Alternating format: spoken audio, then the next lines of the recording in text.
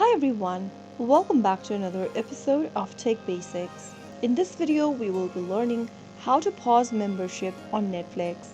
You can't pause your membership directly on Netflix since Netflix does not offer a pause feature. However, you can cancel your membership temporarily if you want to be away for a short period of time. Simply go ahead and open up a web browser and log into netflix.com to get started.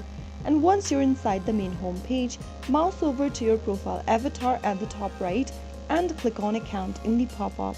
This will open up the Accounts interface where you need to simply go ahead and click on Manage Membership. Now scroll down from the Manage Membership option and click on Cancel Membership.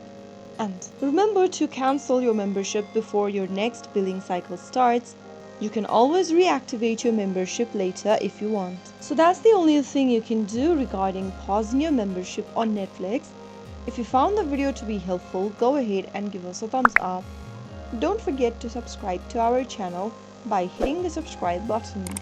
Press the bell icon so that you'll never miss another upcoming upload from us. I will see you again in the next video. Thank you for watching.